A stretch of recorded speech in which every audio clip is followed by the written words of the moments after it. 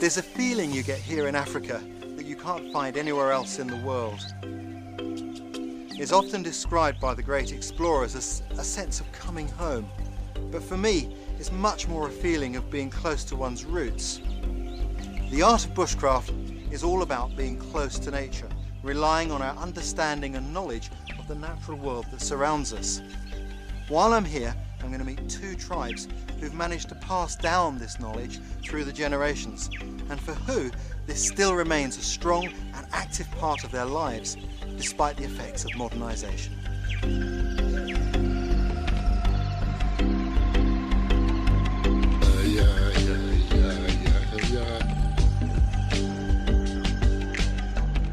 The first tribe I'm going to meet are the Hadza. They're amongst the last hunter-gatherers on Earth, and bushcraft is central to the very way they live. I filmed with them 8 years ago, so I'm really looking forward to seeing them again.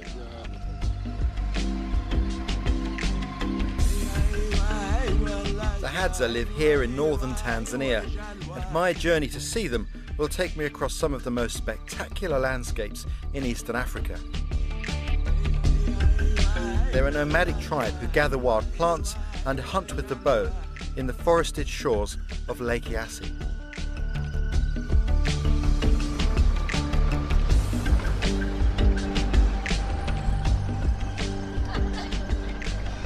I have to tell you, it's fantastic to be back in Tanzania. And while I'm here, I'm going to be camping out. This is the beginning of the long rains, and so the climatic conditions are going to vary enormously on this journey, because at this time of year the weather can be very unreliable.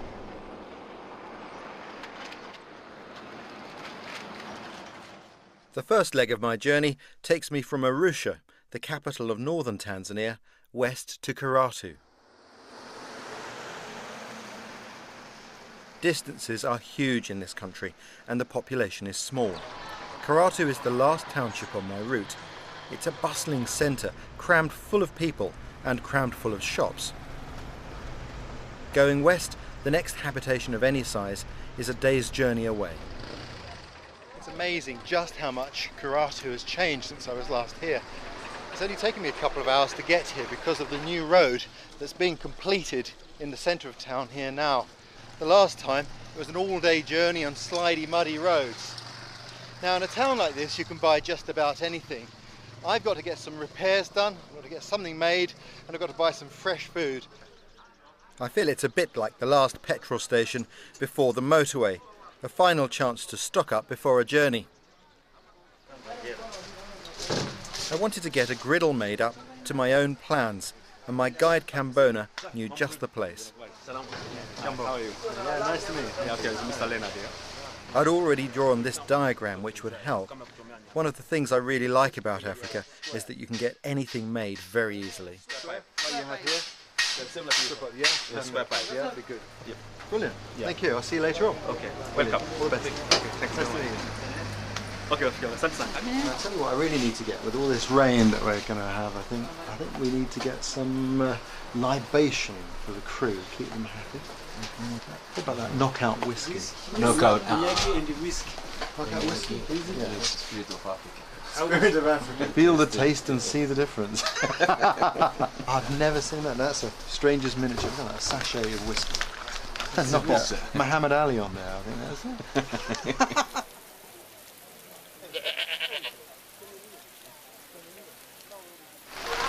Their African markets are fantastic. I really like them.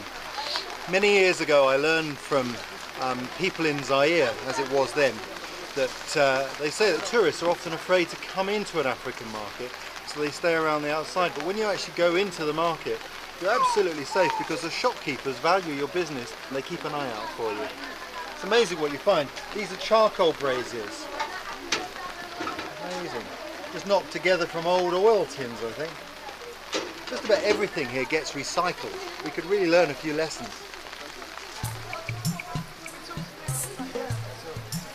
I need 6. 6? Yeah. Okay, yeah, that's good.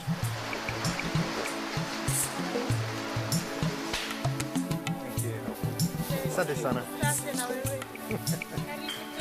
I wonder if you can help. The sole is coming unglued. Can you fix that? Yes. That would be brilliant. Thank you. That's what I thought.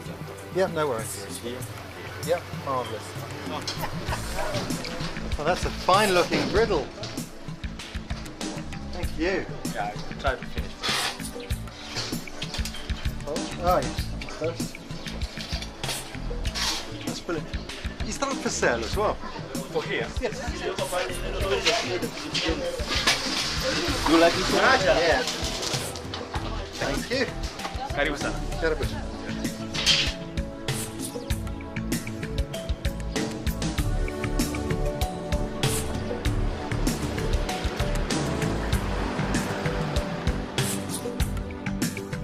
With all the stocks I needed from Karatu, I headed further west towards the Hadza. I love it when the road gives way to dust tracks. You really feel like your journey's begun.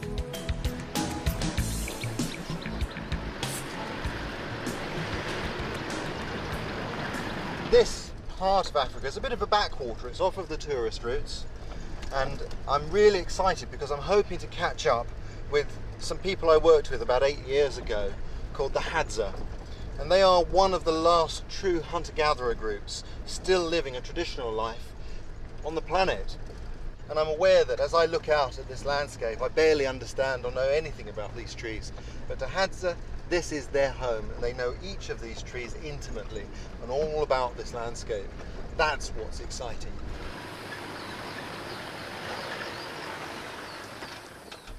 I'm very close now to where I want to set up my camp, so I can start keeping my eyes open for the right sort of place.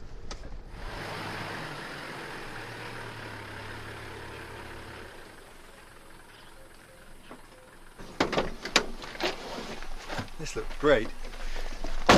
What I'm going to do is I'm going to set up a fly camp. When I travel in this sort of climate, I really like to travel light as possible, very simple. I'm just going to put up a big tarp here and have my whole world underneath it.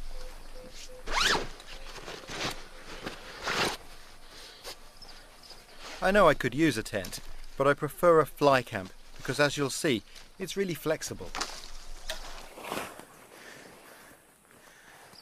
You can, of course, use really lightweight tarpaulins, but for a camp like this, I actually like good old-fashioned canvas. It has a certain degree of solidity that a lightweight nylon fly sheet doesn't provide. It gives a much better sense of home.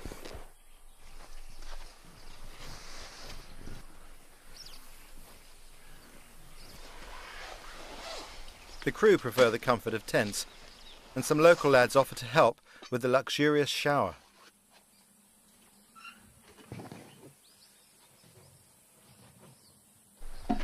This is water. I'll put this in the shade here, but there's a stream just here, and I'll also collect water from that. As long as I boil it, it'll be fine. There are just a couple of other essential items for this sort of camping. One is a shovel. This is a really good one. It's got a solid metal handle all the way up. It's good for the African soil, which is very hard. I can use that to move embers from my fire for cooking, and use it to dig my latrine. Also, if a hyena comes too close in the night, you can always give him a belt on the head with it. And my bedroll and a mosquito net. Next to fire. I never feel at home until the campfire's burning. We're in the rainy season, so things are a little more damp than they may appear. And bark like this makes very good tinder. What I have to do is soften it up, twist it, roll it between your hands like this, and then manipulate it like that. And it starts to become fibrous, and that will catch fire really easily and readily. You can see it's starting to get nice and fibrous now. That'll catch like really easy.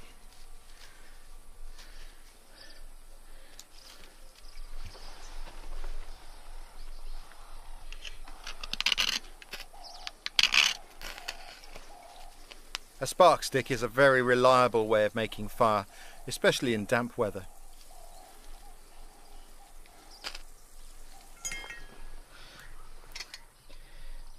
In minutes my brew was ready.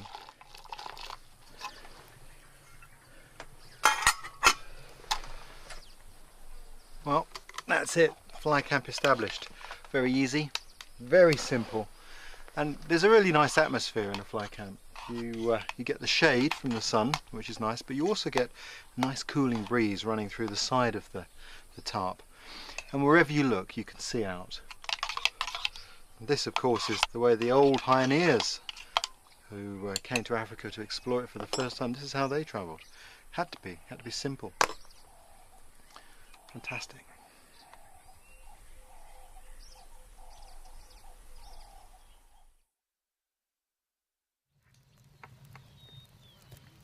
Next morning was an early start in order to prepare some bread for breakfast.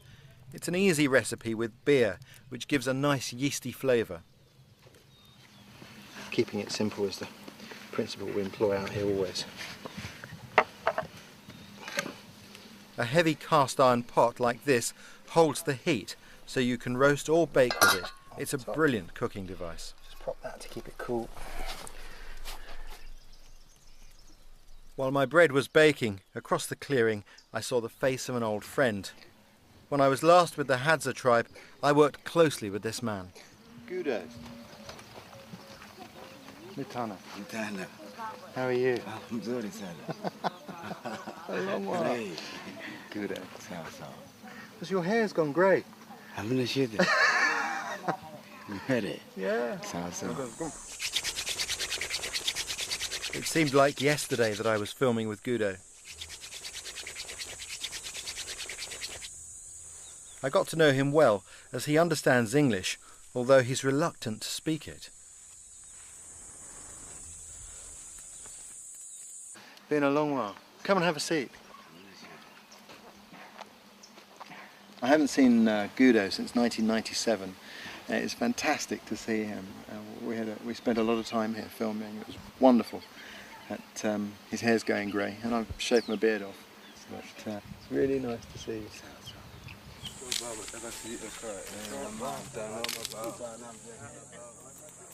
Bushcraft gives me a special connection with the Hadza, and I'd always wanted to return.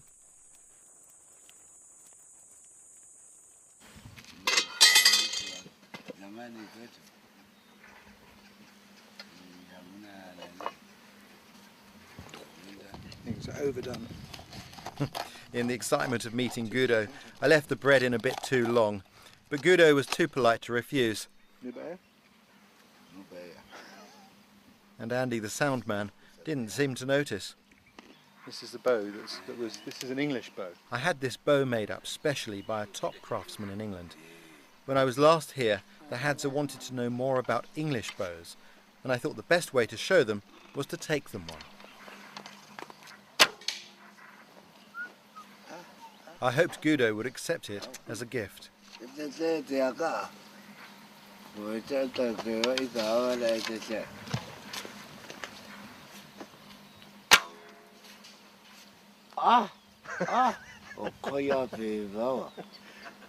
did he say, Cambona? Oh, the all wild animals do. They will know me. Gudo also told Cambona that it shot like a gun and insisted on chanting to the bow. Do you think we can find the arrow? It was great to see Gudo again, and the Hadza village was only just through the woods. This walk through the bushes to get there was like stepping back in time.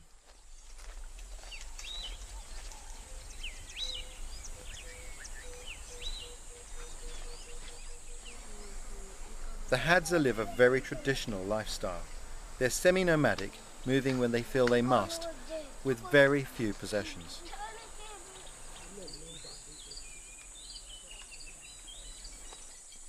I thought toys from our world are always of interest to the children. How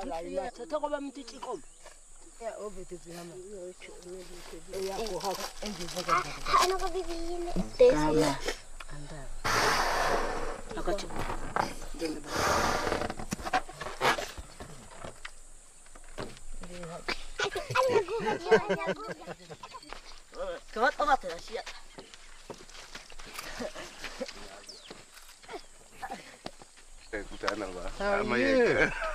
Nice to see you. Another person I met from last time was Mustafa. When I met him last, he was learning herbalism. Now he's an expert in all the traditional uses of the bush, and he showed me what he'd learnt of the plants in this area. Yep.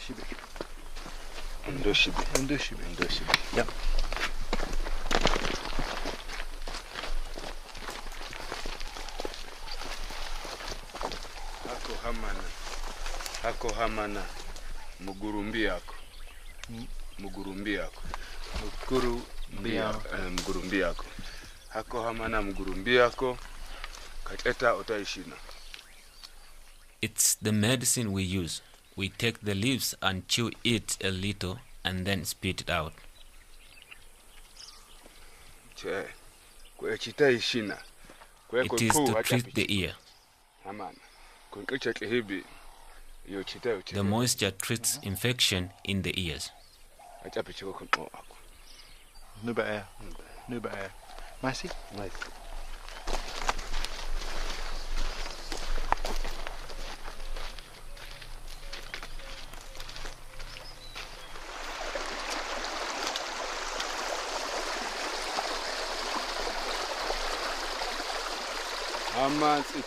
These plants call it Hammond by the Hazard. This is the medicine that you take if you have bitten by a poison snake. It makes you vomit and have diarrhea. This makes you get rid of the poison from the system. Then you can boil the leaves as smoothing drink.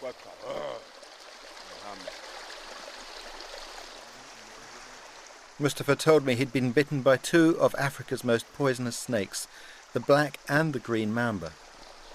That's incredible. You don't very often hear of people surviving the bites of both a green and a black mamba. Sometimes people call the black mamba the 15-step snake.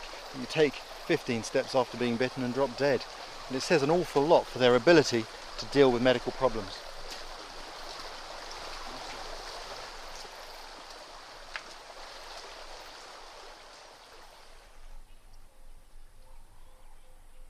Back at camp, it was time to do some laundry. It's really important when you're out here in the wilds to keep your clothing and yourself as clean as you can. Probably one of the most important and often forgotten items of equipment is a small nail brush that really helps to keep things clean and tidy.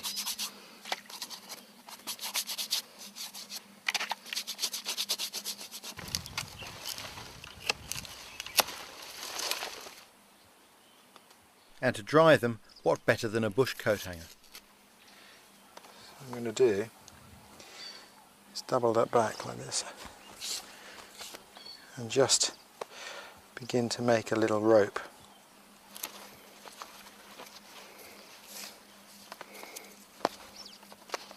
And that should do. It's plenty long enough now. Just clean the stick up of any sharp bits. I don't want to make holes in any washing I do. Particularly at the end of this stick, round it off nicely.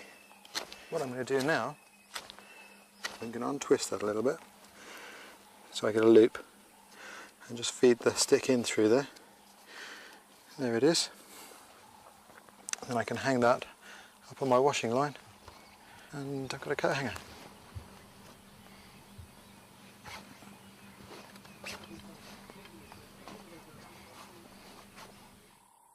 What hardly anybody knows about this country is that it was the scene of a forgotten and hard-fought guerrilla campaign during the First World War. I find it impossible to imagine that nearly 50,000 Europeans camped out here during that conflict. It's a forgotten campaign in which the Allies sustained heavy losses. But the war fought here in East Africa wasn't anything like the one being fought in Europe. Here it was a case of manoeuvre and of guerrilla warfare, fought always in the bush.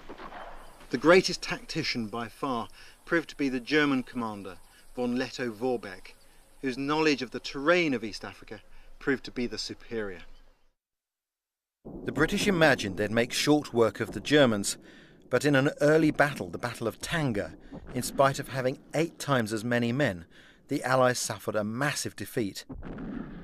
Leto Vorbek's secret weapon were his askari, native troops collected together from local tribes who had had an intimate knowledge of the terrain and understood the rigours of survival. While the British were dying in droves from dysentery and suffering infestations of guinea worms and jiggers, the askari and Germans remained fit. It's no mere fluke that the German army fared so much better. After the war, von Leto Vorbek wrote an account of his wartime experiences, and from this it becomes clear just how reliant he and his men were on their ability to live from the land. In fact, he made use of every natural material possible. The skins of animals killed for food were turned into boots. My experience showed me that the German can go barefoot where there are tolerable paths, but never through the bush. I had some lessons in boot making and succeeded with supervision in producing an object that at a push could be taken for a left boot, though it was intended to be a right.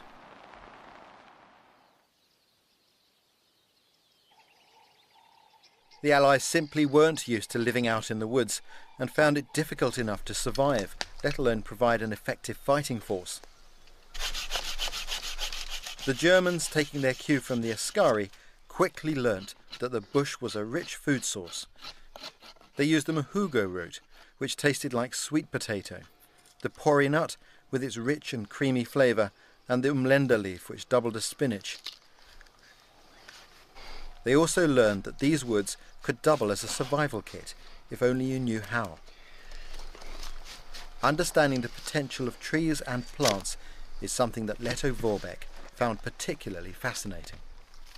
Bark like this has got hundreds of uses. You can use it to bind things together, turn it into string, and of course bark was what von Leto Vorbek used to improvise bandages for his injured soldiers.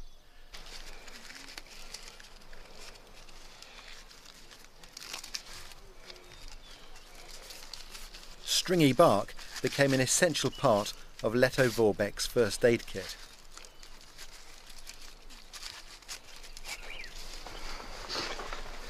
Feels like a cast. Feels like a cast. Yeah, it's amazing. This bark, you know, it's very effective. It's quite soft, and yet it's also very supporting. So you can imagine maybe putting something absorbent underneath there, some old flannelette boiled up and cleaned off, or maybe even some moss. When at last armistice was declared, it took a further 2 weeks before the news reached von Leto Vorbek. At that time he still had an effective fighting force of 3,000 men, but nonetheless had to surrender. The British officers were delighted to at last have the chance to meet this legendary German general, some of them openly admitting that they had more affection and esteem for him than they did for their own leaders.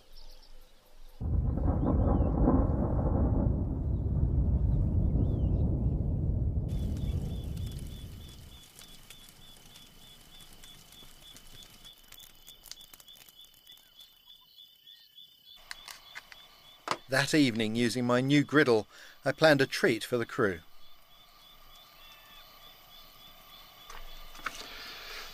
Well, I was hoping to cook some bananas with chocolate in them, but I discovered the production crew had managed to eat all of the chocolate we'd brought with us. So I'm resorting to improvisation, chocolate powder and knockout whiskey. We'll see how it works. This could be rocket fuel.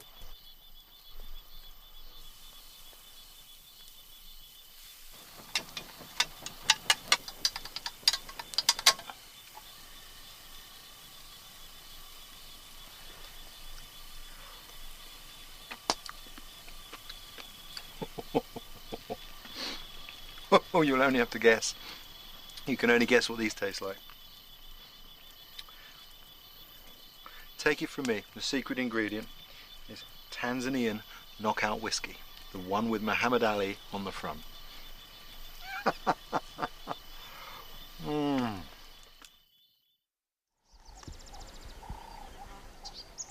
The Hadza live and breathe bushcraft, but of course they don't realise it. It's just the way they are.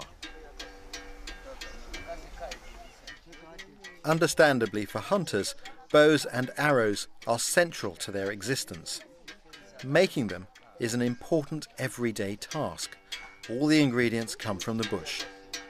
The glue is made by chewing a variety of different plant materials.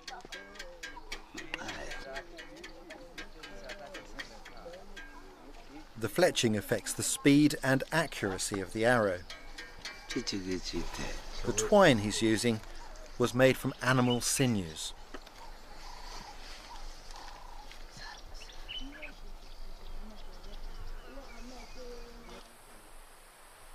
The Hadza are real people of the bow.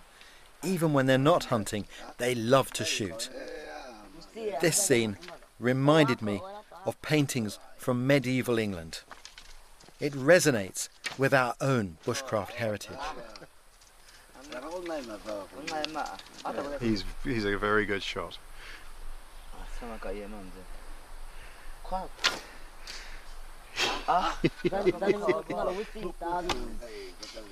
I have to shoot very gingerly with these bows, because the last time I shot one of these I broke it.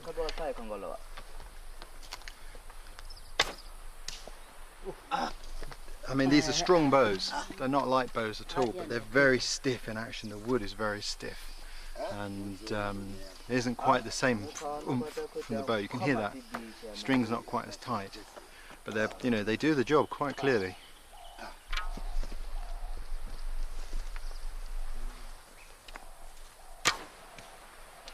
Everyone wanted to shoot Gudo's new bow.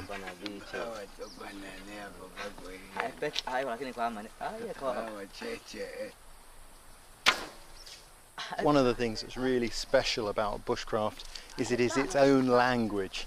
To come here with a bow from my country and put it in the hands of a Hadza gives them the same joy that I've had shooting their bows and their arrows. Some things just transcend language and international boundaries.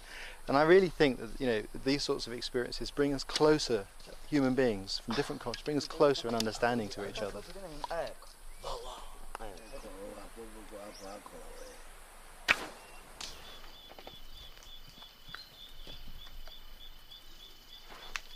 At nightfall, it was time once again to rig up my sleeping arrangements.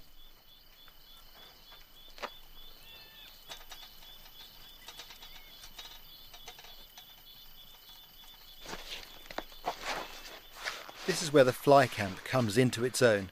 A couple of changes and my living room was instantly transformed into my bedroom.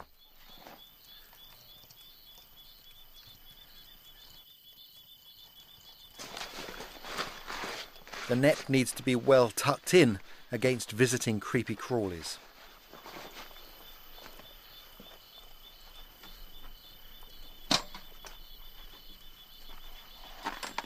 I really like the simplicity of this style of camping. Just one roof, everything else just moves around and you rearrange it for whatever you're doing. Sleeping out like this is wonderful. You don't wake up with that shut out feeling. I think that's a very big part of being in Africa.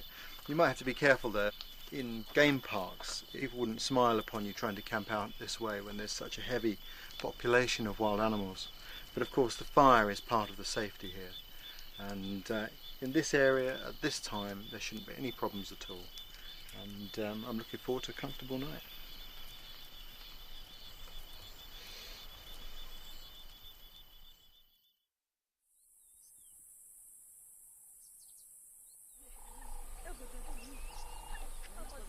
First light, and the Hadza women had invited me to see how they gather food from the bush.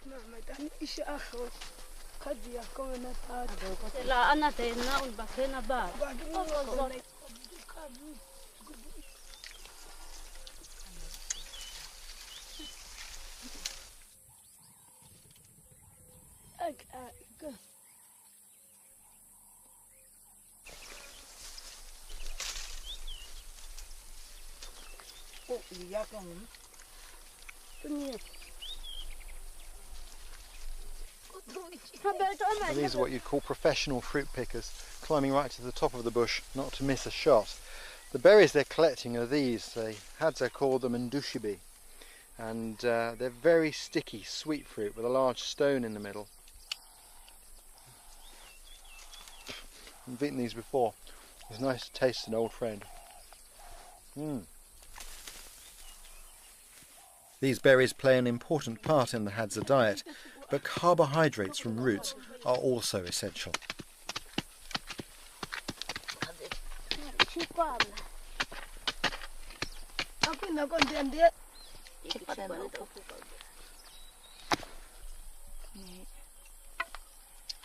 This is the plant the Hadza have been digging up. It's called sumako, and you can see it there at the end of this narrow vine, like treasure, absolutely packed full of carbohydrate, which means energy and happiness. That belongs to this vine here with these small leaves. Now the secret to get this food is not really in the digging, it's in the spotting of the plant. To find this, you don't just need sharp eyes to pick these leaves out from amongst all the rest. You've also got to be able to recognise the habitat and know the right time of year to dig it up. That's something that the Hadza understand probably better than anyone. To the casual observer, it's really difficult to spot the different habitats in this landscape. The Hadza have uses for many plants, but they have one tree which is very special, the baobab. What a fantastic sight. And this is a really important tree for survival in the African bush. It provides a host of different resources. At this time of year, when the leaves are on the tree, those green leaves can be collected and cooked as a spinach. The fruit that forms can be broken open and the pulp used to make cream of tartar. The seeds can be turned into coffee, or either of them can be used to make a porridge. And if you're thirsty, you can cut into the bark, cut out little sections of the inner bark and suck them to get the moisture from them. You often find pegs like this going up the sides of the trees, usually to bees' nests that have been raided for honey. But in this case, it's going up to a hollow in the tree where water used to collect, and that was once a Hadza well. This one is even hollow, and if it was raining, I could climb in here for shelter.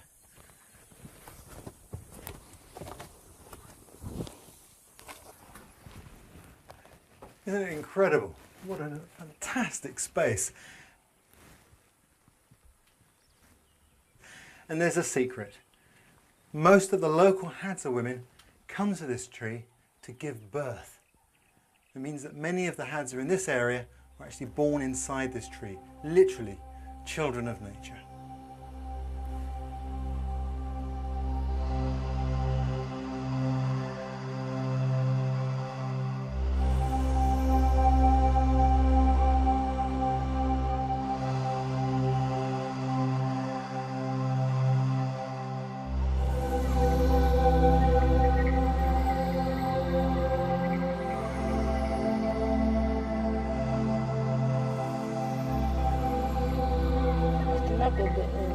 I have 9 children, 8 girls and 1 boy, and I gave birth to all of them inside the baobab tree. I stay in the tree for a month each time until the baby umbilical cord came away and the skin went darker.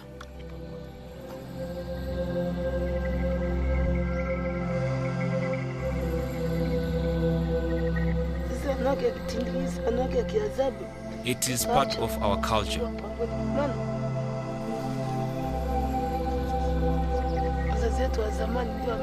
I and my ancestor have given birth in the baobab tree.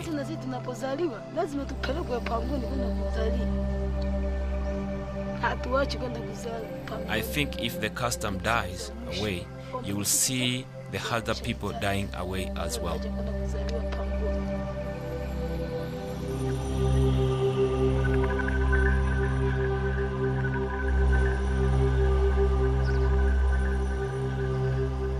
It was wonderful to see the Hadza still thriving, but how long their world will stay the same is hard to tell.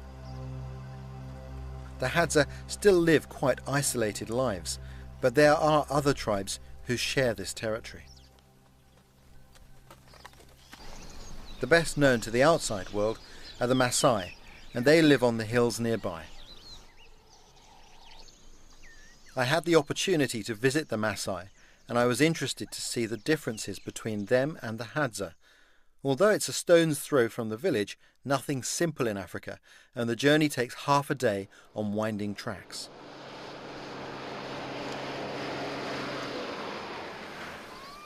Unlike the Hadza, the Maasai live in a fixed village surrounded by rich pasture land for cattle.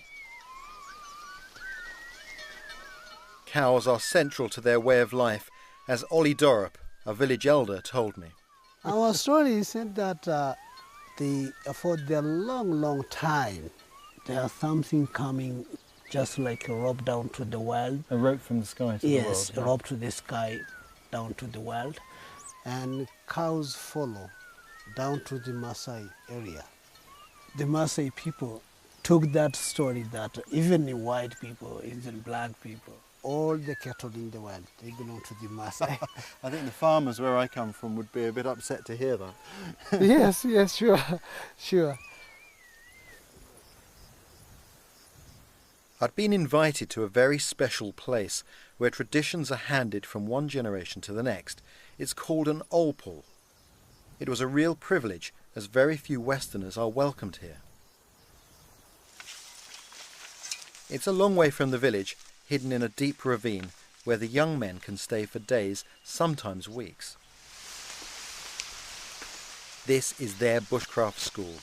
It's a spiritual place where generations of young Maasai have been initiated into the accumulated knowledge of how to live safely in the bush. Every plant around here has a use, and the wonderful thing is that the knowledge is still being handed on.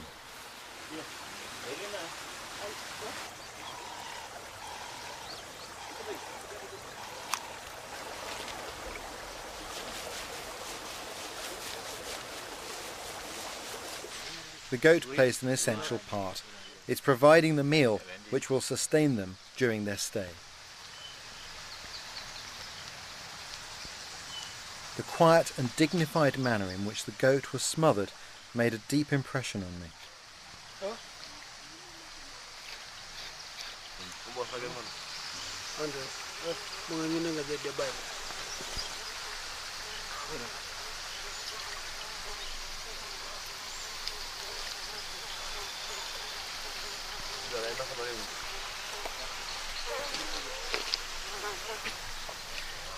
This may look gory, but fresh blood and meat is part of their tradition and forms a key element of their initiation into manhood.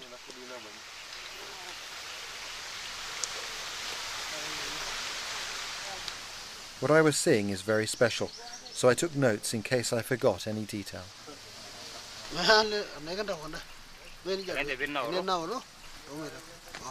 The most important part of the meal is a soup made simply from boiling the goat flesh, but a key addition is the bark of the umtogo tree, which is found just near the olpul.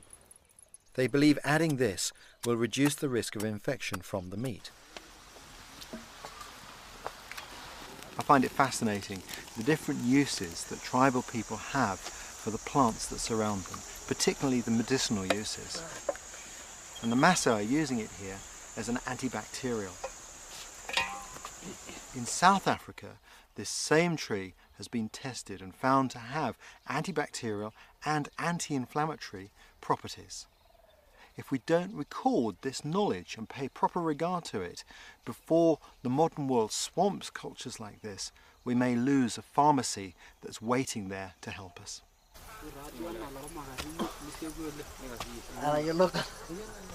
As I watched them drink their soup, I was struck by how timeless the ritual seemed and wondered just how old it was. The tradition is very old. I can say 100 years or more than 100,000. Because for the Maasai people, just olpul and the other traditional things, it is we must take, to be strong, to take care of our culture. One of the other lessons is in the use of the spear for self-defense. Where the Hadza use the bow and arrow, for the Maasai it's the spear.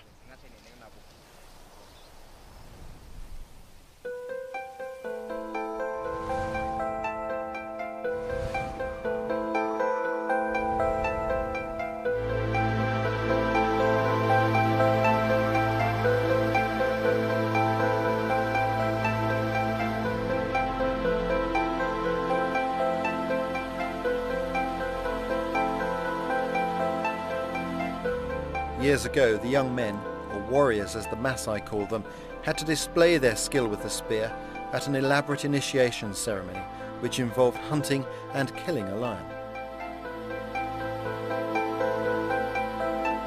Today, they'd only kill a lion if they were in danger.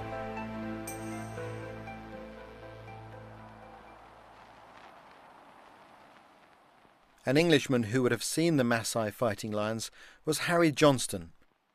A pioneer, Johnston fell in love with and wrote about what was then called British Central Africa.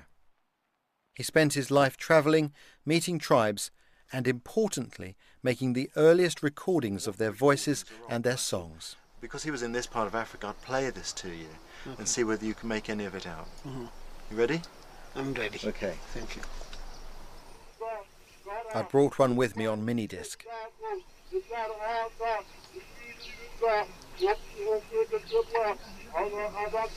This was a real long shot. After all, I wasn't even certain these voices were Maasai.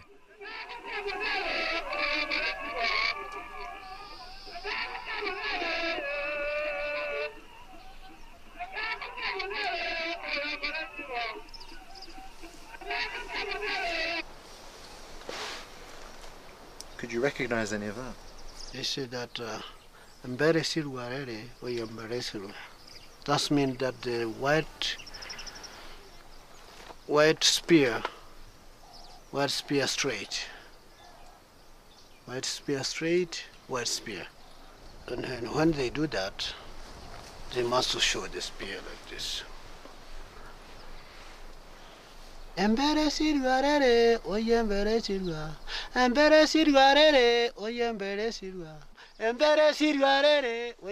was stunned that Ollie Dorop recognised the song.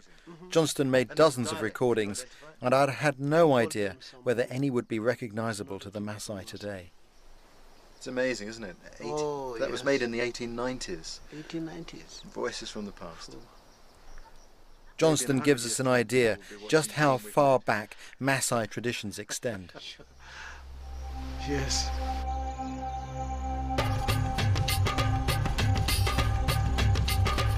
I left pleased to see just how important bushcraft still is in their lives, but I was looking forward to getting back to the Hadza.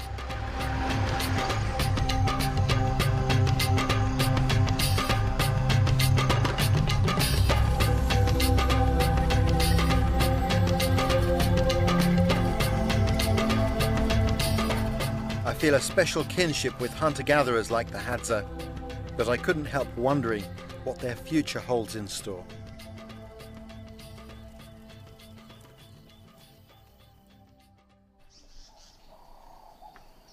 I was really looking forward to this day. I was going tracking, which is one of my favourite bushcraft skills.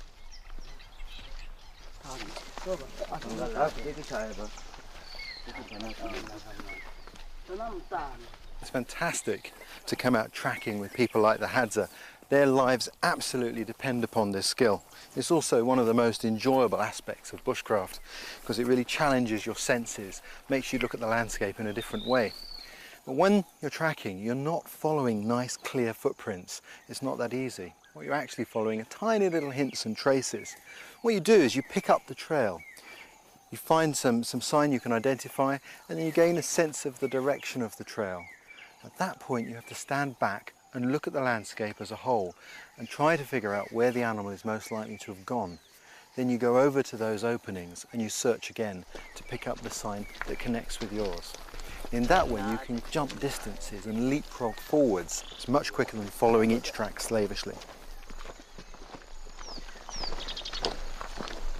If you didn't have an understanding of what's going on, you might think we were just wandering around aimlessly, but we're not. All the time they're keeping their face into the wind so that their scent is not passing forwards.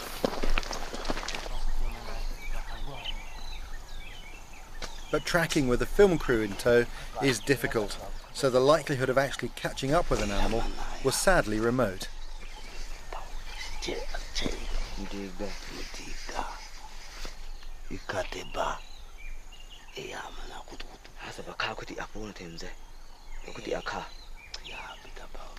What happened is that they spotted some movement way down the bottom, and then as it went down, you could hear an alarm call come up from the birds in the forest there.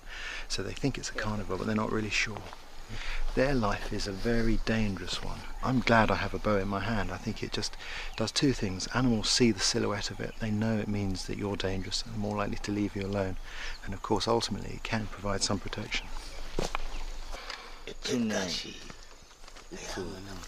rained on this track, so it's difficult to see. It's the track of a leopard.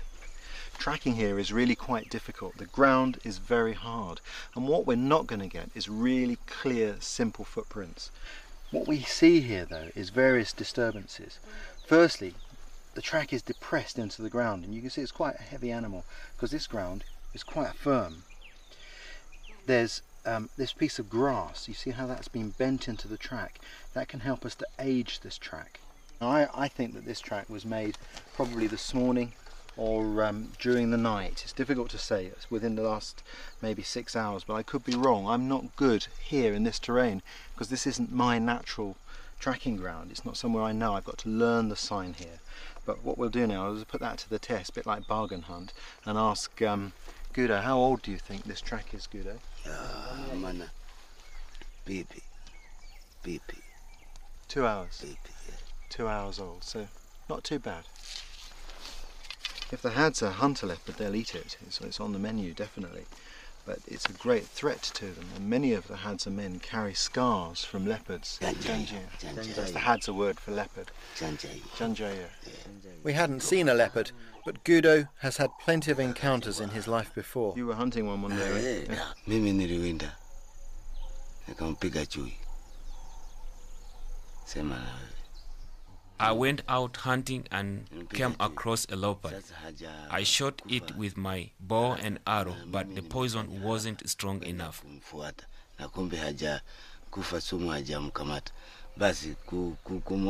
As I came near, the leopard pretended to be dead, then attacked me.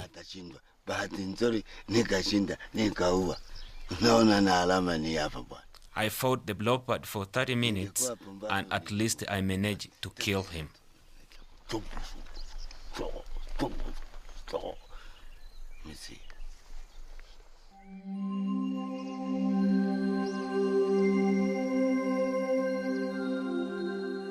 Every hunter has his story.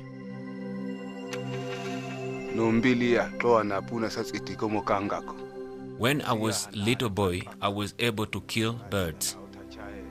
Once I also killed a vervet monkey and took it back to the camp. The women were impressed. My father took me out when I was a little and told me, "Okay, I am off back to the camp and you have to come alone. If you come across dangerous animals, you must kill them."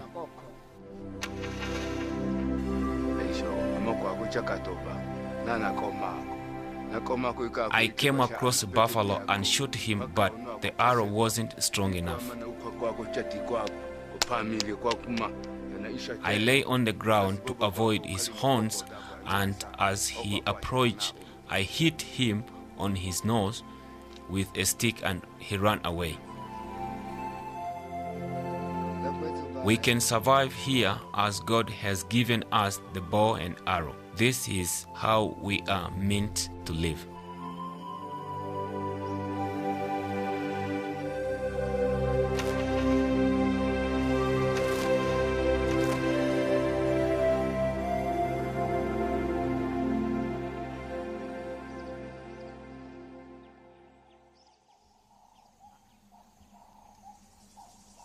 The Hadza live in a balance with nature we no longer understand. The reality of hunting is that although the pickings are often lean, they'll take what they can, but only what they need. But it's a way of life that's under threat. Despite being kings in the bush, the Hadza, like so many hunter-gatherers, fare badly in the world of politics. They rarely, if ever, have control over their own destiny. The Maasai, more numerous and powerful than the Hadza, have formalized their bushcraft and made it work in the context of the 21st century. The Hadza's way of life and their total dependence on bushcraft seems more fragile and could so easily disappear.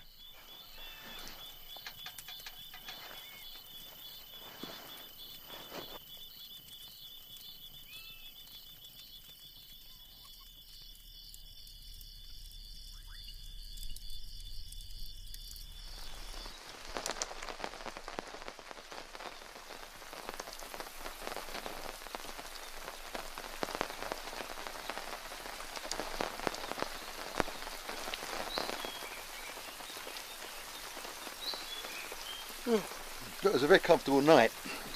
One of the things about sleeping under a tarp is you wake up early, but this morning I was woken especially early as at about 4 o'clock this morning the heavens opened, it being the rainy season, and my Hadza friends here came to join me, lit the fire, so we got up and had a cup of cocoa together. I think that's probably the first cup of hot chocolate they've ever had. Anyway, it's all part of the fun of being out here, and I think that when you travel like this and you meet different cultures, you realise how similar we all are around the world. And it's in those small, quiet moments, maybe a steaming cup of cocoa on a rainy morning, that you really discover what humanity is really all about. It was only 5:30 a.m, but the day was already in full swing.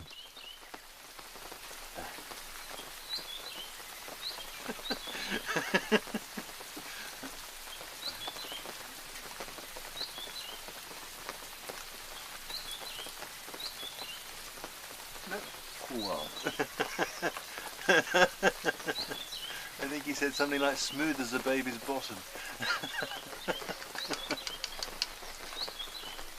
I have to say, shaving is like a ritual. It's just superb. To have a shave is like to have a whole bath sometimes.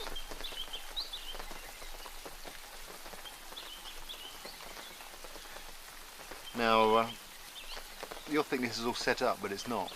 What you see around you is exactly as life is here. Belangio. Belangio. Come and give us some music. This is like turning the radio on in the morning. Okay. Now, walking embodiment of Radio 1. Come and give us some music. Who needs the trappings of modern life when you've got all of this around you?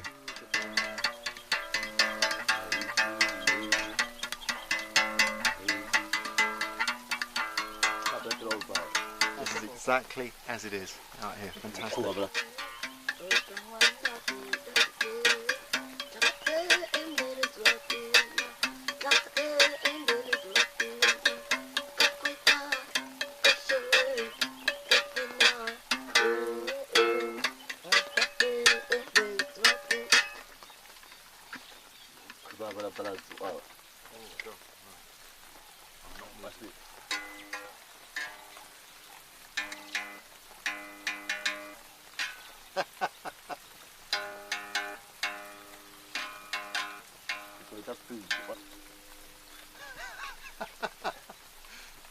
Grand finale.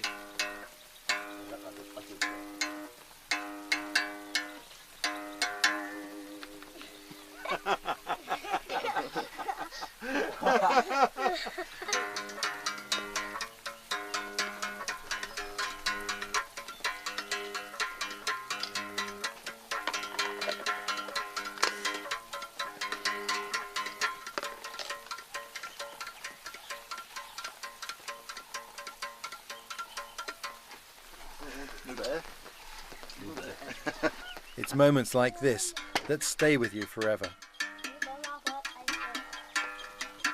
I tell you what, when it's time to leave, it'll be really hard to tear myself away from here.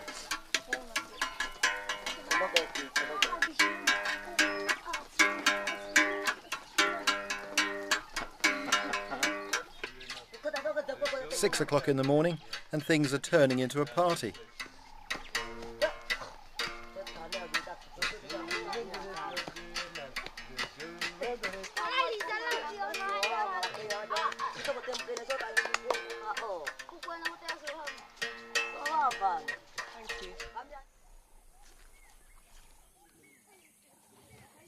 It was my last day with the Hadza and we'd got a surprise for them.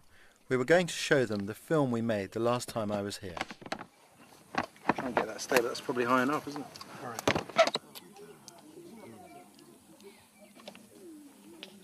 Watching, can't we? This is great, being able to come back and show them the film we made the last time.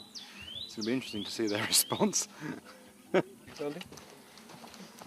Yeah, who's the crew on that one? Might move back a bit if it's in the way.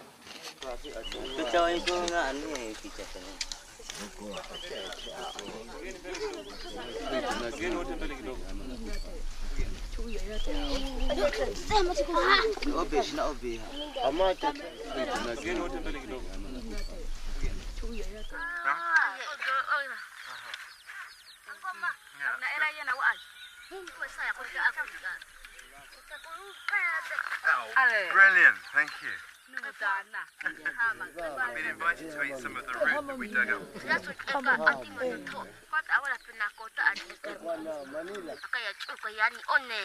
the fibres out. Yeah? And that tastes like... The Hadza don't have family albums full of photos, so these images of themselves from the past were a real surprise.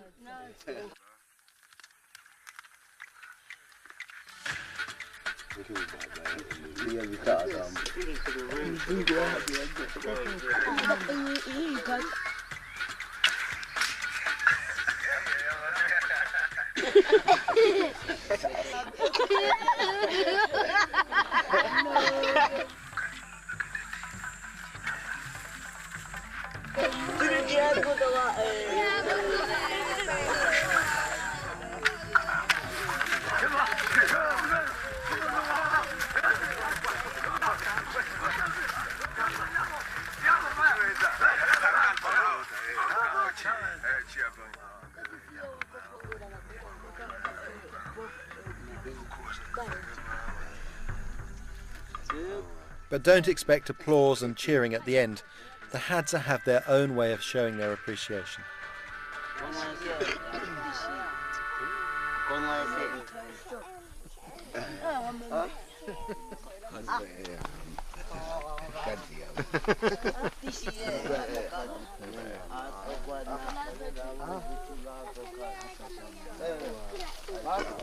It's quite amazing, really. There are a few very tearful eyes there. It's pretty special. The only comment that was made is that they wish that people we'd filmed had been wearing skins.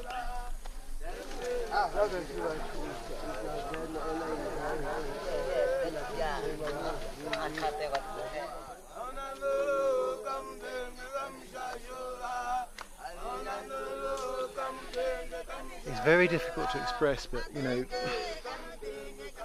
these are some of the most precious people on earth.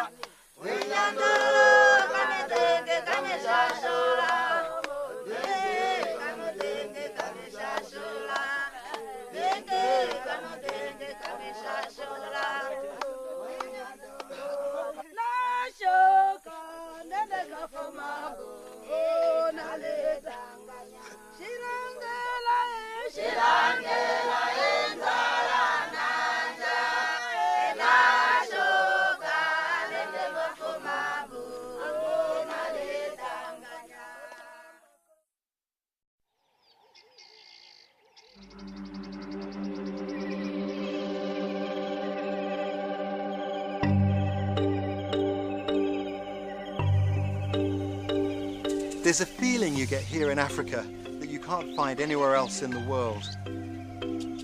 It's often described by the great explorers as a sense of coming home, but for me it's much more a feeling of being close to one's roots. The art of bushcraft is all about being close to nature, relying on our understanding and knowledge of the natural world that surrounds us. While I'm here, I'm going to meet two tribes who've managed to pass down this knowledge through the generations, and for who this still remains a strong and active part of their lives, despite the effects of modernisation.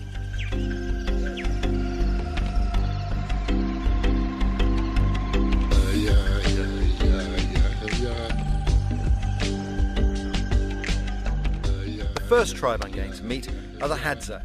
They're amongst the last hunter-gatherers on Earth, and bushcraft is central to the very way they live.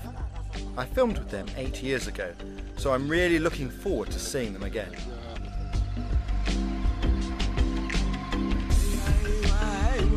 The Hadza live here in northern Tanzania, and my journey to see them will take me across some of the most spectacular landscapes in Eastern Africa. They're a nomadic tribe who gather wild plants and hunt with the bow in the forested shores of Lake Eyasi.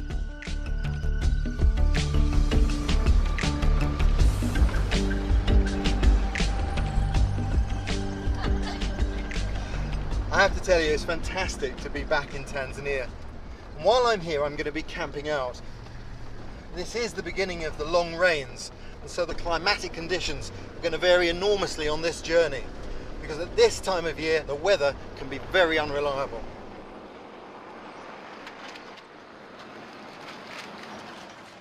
The first leg of my journey takes me from Arusha, the capital of northern Tanzania, west to Karatu. Distances are huge in this country and the population is small. Karatu is the last township on my route. It's a bustling centre, crammed full of people and crammed full of shops. Going west, the next habitation of any size is a day's journey away. It's amazing just how much Karatu has changed since I was last here. It's only taken me a couple of hours to get here because of the new road that's being completed in the centre of town here now. The last time it was an all-day journey on slidey, muddy roads. Now in a town like this you can buy just about anything. I've got to get some repairs done, I've got to get something made, and I've got to buy some fresh food. I feel it's a bit like the last petrol station before the motorway, a final chance to stock up before a journey. I wanted to get a griddle made up to my own plans, and my guide Kambona knew just the place. How are you? Yeah, nice to meet you. Yeah, okay, it's Mr. Leonard here. I'd already drawn this diagram which would help. One of the things I really like about Africa is that you can get anything made very easily. What you have here? Yeah, square pipe. Yeah, that'd be good. Yeah. Brilliant. Yeah. Thank you. I'll see you later on. Okay, welcome. All the best. Thanks Nice very to much. meet you. Okay, let's go. I'll tell you what I really need to get with all this rain that we're going to have. I think we need to get some libation for the crew, keep them happy. What about that knockout whiskey? Knockout. Knockout whiskey. Yeah. Spirit of Africa. Feel the taste and see the difference. I've never seen that. That's a stranger's miniature. Look at that, a sachet of whiskey. Knockout Muhammad Ali on there. I think that's it.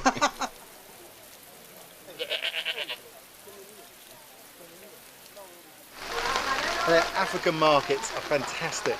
I really like them.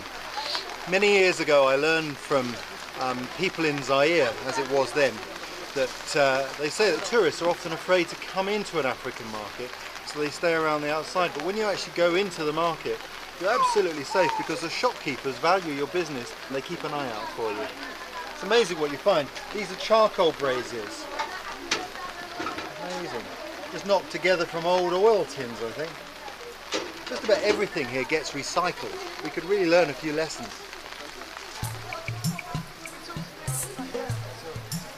I need 6. 6? Yeah.